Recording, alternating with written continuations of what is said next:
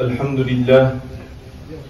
لله الذي أنزل على عبده الكتاب ولم يجعل له عوجا، والصلاة والسلام على من بعثه الله تعالى بين يدي الساعة بشيرا ونذيرا وداعيا إلى الله بإذنه وسراجا منيرا، وعلى آل بيته الذين أذهب الله عنهم الرجس وطهرهم تطهيرا، وعلى صحابته الكرام الذين تمسكوا بسنته وما بدلوا تبديلا، وعلى من عرف قدرهم وصار على نهجهم إلى يوم يجعل الولدان شيبا.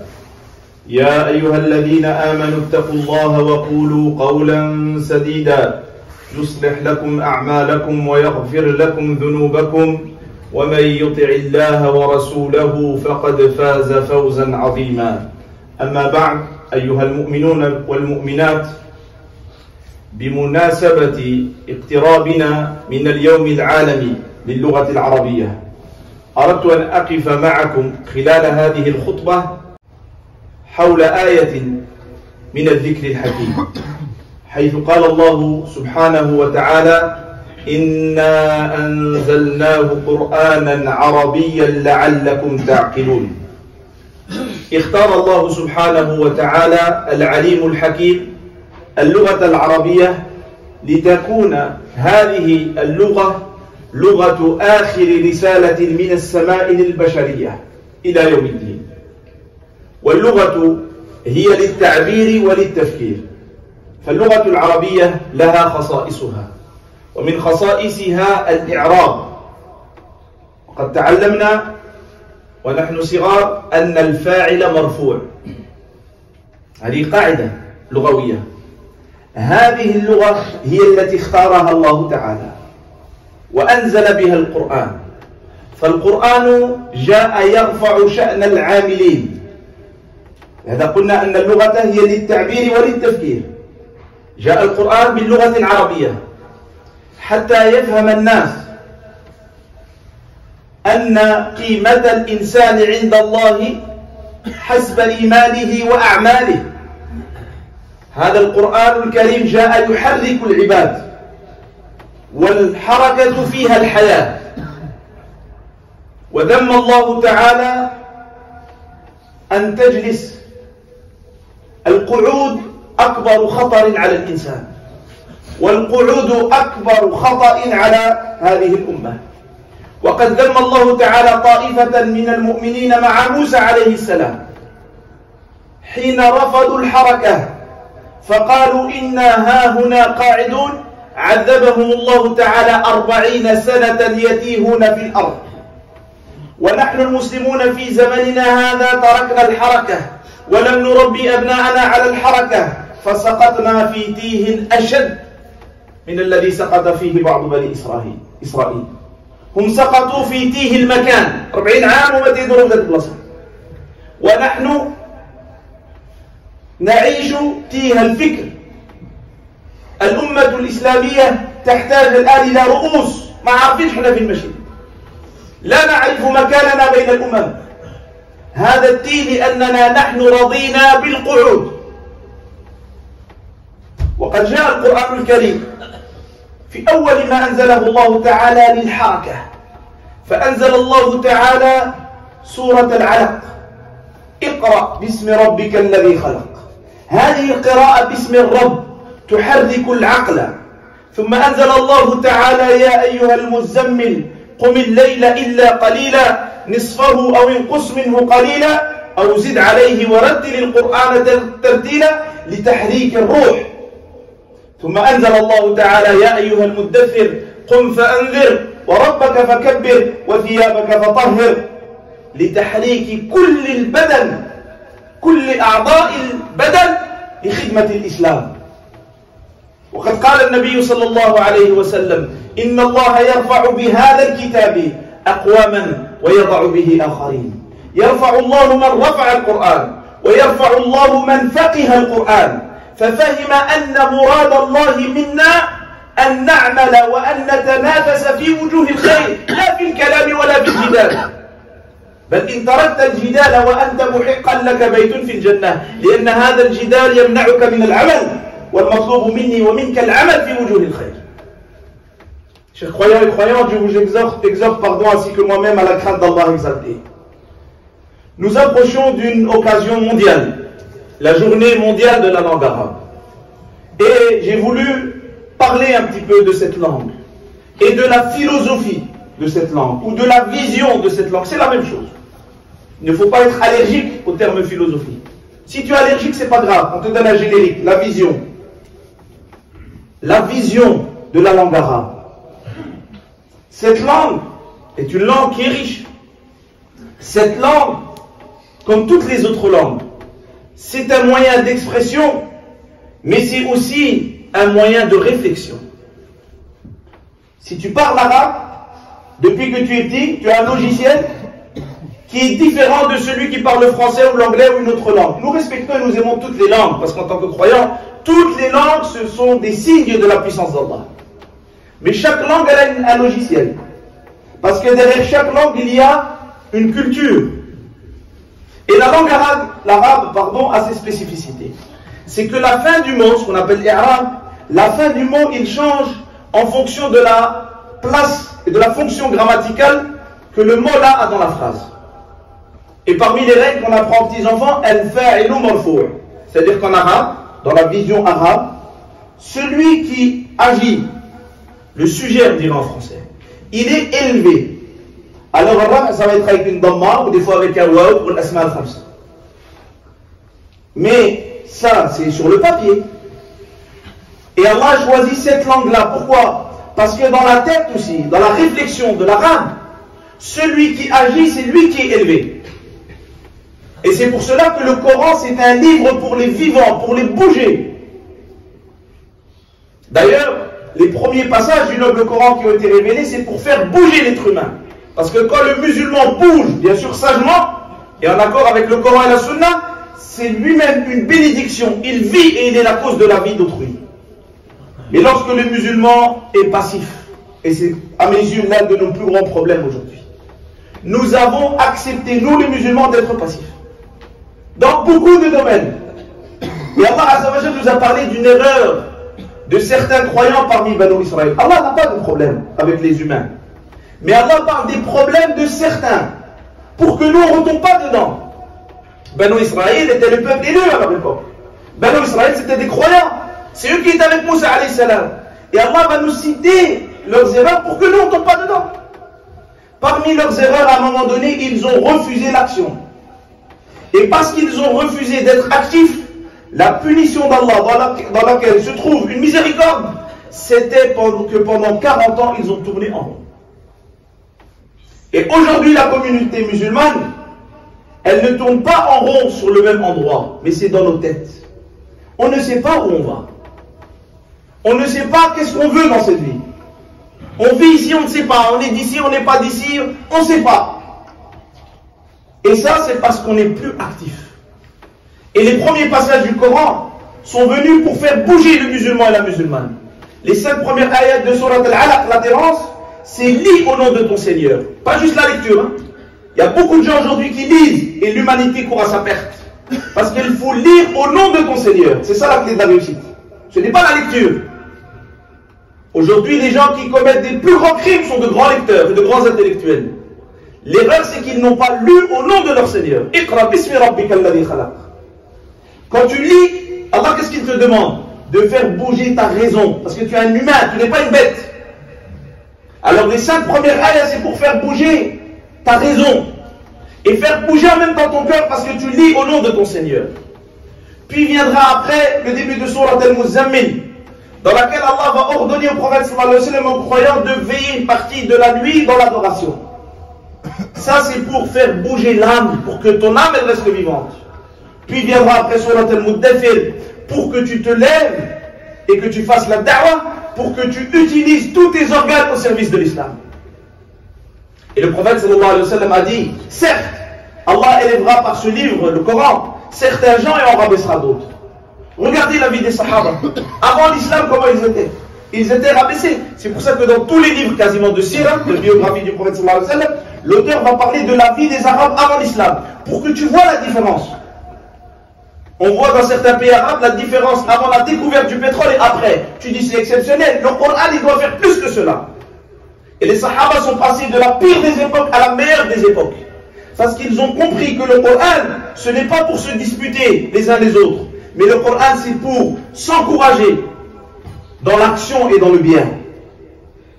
Celui qui prend cette vision du Coran, qui se trouve dans la langue arabe, il va passer son temps à faire du bien, tout en restant humain, bien sûr. Et quand on se trompe, il y a la porte du repentir qui est ouverte. C'est ça la différence entre nous et les premiers musulmans. Il faut que l'on revienne. ينبغي لنا جميعا أن نرجع إلى هذه الحقيقة.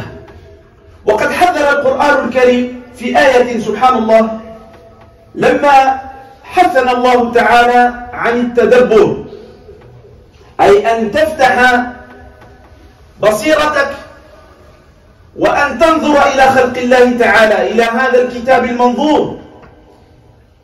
هذه العبادة غالبا ما يجلس فيها الإنسان وينظر في خلق الله تعالى، لكن قيد الله سبحانه وتعالى هذه العبادة أيضا بالحركة، بحركة العقل وبحركة اللسان، فقال سبحانه: إن في خلق السماوات والأرض واختلاف الليل والنهار لآيات لأولي الألباب الذين يذكرون الله قياما وقعودا وعلى جنوبهم ويتفكرون في خلق السماوات والأرض ربنا ما خلقت هذا باطلا. Le Coran, subhanallah, Allah va, avec une grande sagesse, il va nous mettre en garde quant à l'adoration de la méditation. Parce que la méditation, c'est un livre. Les savants disent, Allah a révélé 2 livres. Le noble Coran, Al-Kitab al-Mastour, qui se trouve entre les livres, et le Kitab al-Manzour, le livre oculaire que tu dois observer. C'est la création d'Allah. Mais si tu t'assois et que tu observes la création d'Allah, tu regardes le soleil, la lune, comment est-ce que la nuit vient tout doucement, sinon on serait fou. Si la nuit venait comme quand nous on allume l'interrupteur. Tu vois quand tu dors et on t'allume l'interrupteur, comment tu fais? Allah dit Yulijul layla fil nahari wa yulijul nahara fil layl. Il y a une alternance qui se fait avec beaucoup de miséricorde divine. Allah craint que cette adoration ne fasse de nous des gens passifs. Passifs, pardon. C'est pour ça qu'Allah, lorsqu'il nous a incités à la méditation, il veut qu'en méditant, on bouge. On bouge notre langue en évoquant Allah subhanahu wa ta'ala et on bouge notre raison. Donc, le message que je souhaite partager avec vous aujourd'hui, c'est que nous devons revenir à cette philosophie de la langue arabe. Al-fa'il marfou'. Lorsque nous sommes au mois de décembre, lorsque les gens, certaines personnes, ont voulu se moquer de Marie, Allah a fait que Isa ait parlé. Parce que pour eux, il n'avait pas de valeur. Il n'a pas de père, il n'a pas de valeur. Allah nous dit non, la valeur c'est en fonction de l'action. قال إني عبد الله آتاني الكتاب وجعلني نبيا وجعلني مباركا أينما كنت وأوصاني بالصلاة والزكاة ما دمت حيا وبرا بوالدتي. Lorsque Isa alayhi salam est né par le miracle d'Allah, il y a des gens à l'époque qui ont dit bah celui-là il n'a pas de valeur, il n'a pas de père. Et Allah a fait que Isa a parlé. Parmi les messages de Isa, c'est que la valeur de l'être humain elle est dans sa foi et dans l'action. Il a dit Allah m'a ordonné la prière et la zakat et il m'a ordonné d'être bon envers ma mère. ولهذا ينبغي لنا جميعا أن نتوب إلى الله وأن نرجع إلى هذه الفلسفة القرآنية، أن نرجع إلى التنافس في وجوه الخير وأن نربي أبناءنا في كل مجالات الحياة على العمل، لأن التربية والإسلام شيء حي، خصك تعيش الإسلام. في زمن النبي صلى الله عليه وسلم اقرأوا عن الوفود، القبائل العربية تدخل إلى المدينة كافرة وبعد 15 يوم ترجع مؤمنة داعية. علاش؟ لأن كانوا يشوفوا الإسلام عمليا، ما كاينش الهضره بزاف. الصدق، ما تقوليش الإسلام زوين وأنت كذاب. الإسلام فيه الصدق وفيه الأخلاق وأنت غشاش. فين ما كاين شي سلته كتجبد الفلوس من الدولة. خص الإنسان يكون مؤمنا، هو يعيش الإسلام. فإذا عشتي الإسلام تربي ولادك على العمل. الآن الشباب الآن الكوزينة ديالهم المطبخ بحال مختبر، بحال لابوراتوار. وأسأل الله لنا ولكم حسن الخاتمة. Chers croyants et croyantes, nous devons nous repentir. Pourquoi? Parce que nous avons le Coran entre nos mains et nous avons délaissé la vision du Coran qui est l'action. Autrefois, les musulmans vivaient dans l'action. En l'an 9 de l'Hijra, il y a ce qu'on appelle Amul Wufud. Il y a beaucoup de groupes arabes qui sont venus à Médine. Ils venaient à Médine en tant que personnes qui détestaient l'islam. Et après 15 jours, ils retournaient à leur peuple musulman en tant que prédicateurs. Vous savez pourquoi? Parce qu'ils ne parlaient pas beaucoup les Sahaba, mais ils vivaient l'islam. L'islam, ça se vit. Aujourd'hui, on parle beaucoup parce que malheureusement, on ne le vit pas. On dit l'islam, c'est beau. Dans l'islam, il y a la véracité. Et toi, tu es un menteur. Dans l'islam, il y a la générosité. Et toi, tu es avare. Nous devons rechanger. Il faut revenir comme à l'époque des Sahaba, en gardant la technologie que nous avons en l'utilisant dans le bien. Mais il faut revenir à l'action, à cet état d'esprit de l'action. Et l'imam Shafi'i, après les Sahaba, mais toujours dans les pieux prédécesseurs, à 7 ans, il était enseignant, professeur. Sa mère qui ne pouvait pas payer le shir qui lui a appris le Coran. À 7 ans, il connaissait le Coran en entier. Parce qu'il y a des gens, ils payent un prof de maths 20 euros, 30 euros de l'heure. Et le prof du Coran, il dit non, il fit sabilillah. Pourquoi? Tu veux un imam qui crève de faim? Tu veux un imam qui prie devant toi et qui fait des du'a contre toi? C'est ça que vous voulez? La mère de l'imam chef, elle n'a pas de quoi donner parce que les gens donnaient. L'imam, c'est comme un sapeur-pompier. Sa vie, tu ne peux pas compter les horaires d'un imam. Tu crois qu'il y en a, ils pensent que l'imam est juste, il prie, il sort.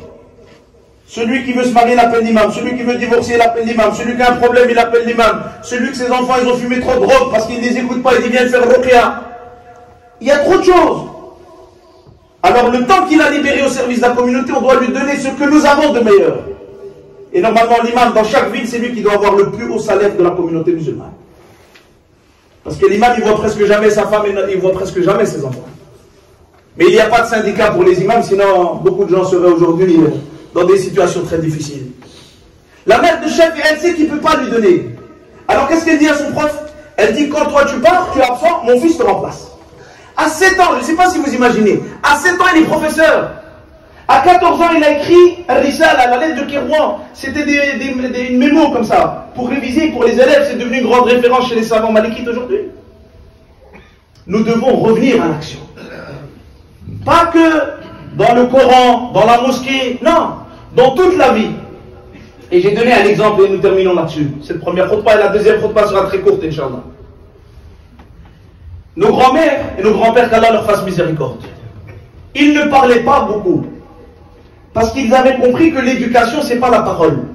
L'éducation, c'est par l'exemplarité. Aujourd'hui, nous, on achète plein de livres de psychologie sur ça, on veut expliquer à nos enfants qu'est-ce que c'est. Et à la fin, ton fils, avec un portable dernier cri, tu l'envoies avec une liste, hein, 12 listes, tout ça, des couleurs. Tu l'envoies avec la carte bleue qui est dedans, il revient avec la moitié des courses. Avant, un jeune, il va au marché, il marche 1 heure. Et il ramène, il monte sur le cheval, il ramène les courses, il revient, et masha'Allah. Et il a parlé avec des adultes, il sait parler, il ramène des nouvelles, il sait répondre aux gens. La différence, c'est quoi? C'est que nous, on n'éduque pas dans l'action. Parce que nous-mêmes, on n'est pas dans l'action. Faqidou shay, il est l'ordre. Tu ne peux pas donner une chose que toi, tu n'as pas. C'est pour ça que nous devons nous revenir à l'action. J'ai donné un titre d'exemple. Avant, nos grands-mères, il n'y avait pas de téléphone. Moi, quand j'étais petit, il n'y avait pas de téléphone. Les portables. On enregistrait des cassettes dans les grandes radios et on envoyait à notre grand-père, rahmatullah alayhi, par la poste. Chacun laissait un petit message. Mais dans n'importe quelle maison, tu rentres, même à 1 heure du matin, sans avoir prévenu. Au bout de 15 minutes, on t'a déjà posé quelque chose. Du thé selon l'endroit. Le msemen, etc. Chacun, 15 minutes, tu es déjà en train de manger. Et après 30, 40 minutes, tu as un vrai plat. Et souvent, c'est la hajjala qui a préparé à manger. Et souvent, c'est sa fille qui a 12 ans, 13 ans. Pourquoi? Parce qu'ils ont donné des responsabilités. Et c'est ça qui nous manque aujourd'hui. Aujourd'hui, nos cuisines, à nous les jeunes, ce sont comme des laboratoires. C'est des laboratoires, nos cuisines aujourd'hui. Un laboratoire. Il y a plein de robots. Et à chaque fois, ta femme, elle t'envoie un message. Oh, il y a un nouveau robot. 2000 euros. C'est rien, 2000 euros. Ils ont dit que tu le payes en 20 fois sans frais. C'est bon, c'est rien. Ça me facilite, ça facilite, ça facilite, ça facilite. Et après, il n'y a plus d'action. Regarde aujourd'hui quand tu vas chez les jeunes, comment tu es accueilli.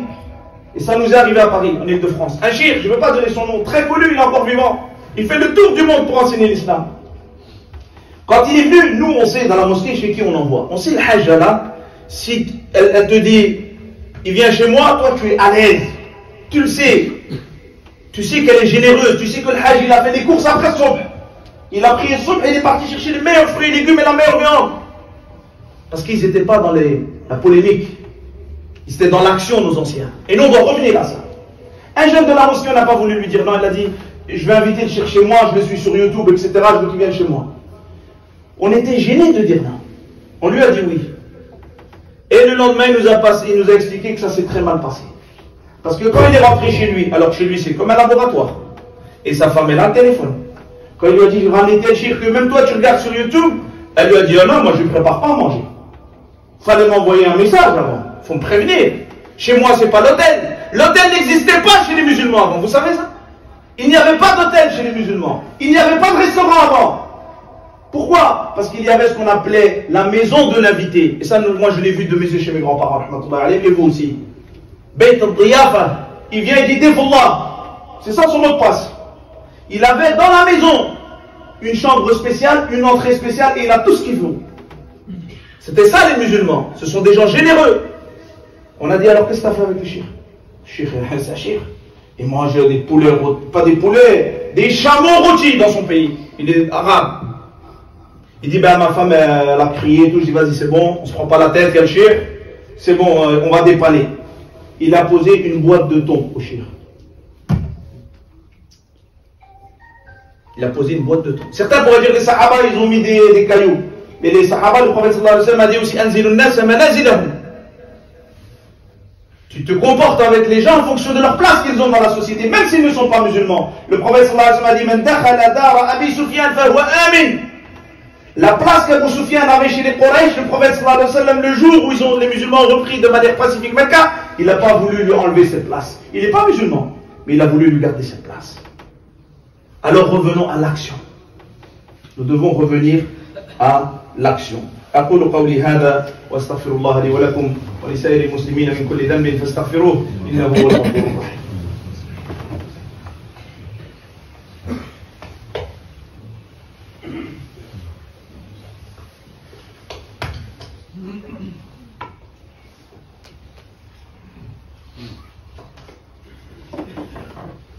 الحمد لله وكفى وسلام على عباده الذين اصطفى أما بعد أيها المسلمين والمسلمات الصحابة رضي الله عنهم فهموا أن القرآن جاء للعمل وفي ذلك فليتنافس المتنافسون فأبذلوا نعم الله فيما أمر الله فأكرمهم الله تعالى برضوانه وهم على قيد الحياة هذا الرضوان ورضوان من الله أكبر متى يأتي؟ يأتي بعد دخول المؤمنين الجنة وغادي يسمعوا اللهم اجعلنا منهم اليوم أحل عليكم رضواني فلا أسخط عليكم أبدا هذه جنباع لكن لكثرة تنافسهم في الدنيا رضي الله عنهم وهم على قيد الحياة فمن كان مستنا فليستن بمن قد مات فإن الحي لا تؤمن عليه الفتنة أولئك أصحاب محمد صلى الله عليه وسلم كانوا خير هذه الأمة أبرها قلوبا وأعمقها علما وأقلها تكلفا اختارهم الله لصحبة نبيه ولإقامة دينه فاعرفوا لهم قدرهم وتمسكوا بسيرهم فإنهم كانوا على الهدى المستقيم. Et nous terminons par cette information. Les compagnons du prophète sallallahu alayhi wa sallam ont compris que le Coran c'est un livre d'action. C'est pas un livre pour qu'on se dispute. Toi tu suis le sunna, moi tu suis pas. La jeunesse elle perd sa vie sur les réseaux avec des questions complètement débiles. Et après ils n'ont plus de force dans l'action. Les sahaba ont compris. Qu'est-ce qu'ils ont fait? Ils ont utilisé les bienfaits d'Allah comme Allah leur a demandé. Parce que derrière chaque bienfait, normalement tu dois rencontrer Allah. Si tu utilises bien les bienfaits d'Allah sur terre, dans l'au-delà tu seras avec Allah. L'imam al-Ghazali rahimahullah dit, celui qui n'entre pas dans le paradis d'Allah sur terre ne pourra pas entrer dans le paradis d'Allah dans l'au-delà. Il nous dit, Imam, c'est quoi le paradis d'Allah? Il a dit, le paradis d'Allah sur terre, c'est la connaissance d'Allah. Jannatullahi fil ard, ma'rifatullah, wa jannatullahi fis sama, mujalasatullah. Ici sur terre, tu dois utiliser ce qu'Allah t'a donné pour arriver à la connaissance d'Allah. Et ensuite, tu entreras au paradis par sa miséricorde. Et tu seras auprès de lui dans les hauts degrés du paradis. Les Sahaba, ils ont compris ça. Le Coran, il est venu pour nous faire bouger. Ils ont bougé, ils ont donné, ils ont fait des choses incroyables. Nous, quand on lit la vie des Sahaba, avec des chaînes de transmission authentique, on dit, mais c'est pas possible. Et si les Sahaba nous verraient, ils diraient, c'est pas possible. C'est ça les musulmans. Eux aussi seraient étonnés. Mais malheureusement, pas comme nous sommes étonnés dans le bien qu'ils ont fait. Et tellement ils ont donné, Allah Azza wa Jalla a fait avec les Sahaba une chose qu'il n'a fait avec personne, en dehors des prophètes, alayhi salam. C'est qu'il leur a donné son agrément alors qu'ils étaient vivants. Normalement, l'agrément, il vient après l'entrée au paradis. Quand les croyants entrent au paradis, ils vont entendre qu'Allah leur dira, aujourd'hui, je vous accorde ma satisfaction et je ne serai plus jamais en colère contre vous. Ça, eux, ils l'ont eu alors qu'ils marchaient sur terre. Eux, leurs femmes et leurs enfants. Alors que l'on revienne à l'action. Et bien sûr, l'action, elle doit être sage. هذه الحركة لا بد فيها من الإخلاص ومن موافقة السنة. Chaque action qu'on dit, c'est pas action, on va bouger n'importe comment, non. Avec la sincérité et en conformité avec la sunna du prophète sallallahu alayhi wa sallam. Et si nous revenons à ça, vous allez voir comment la personne elle-même, elle va revivre. Et c'est pour ça qu'on vient au Jumu'ah. C'est pour faire bouger le cœur.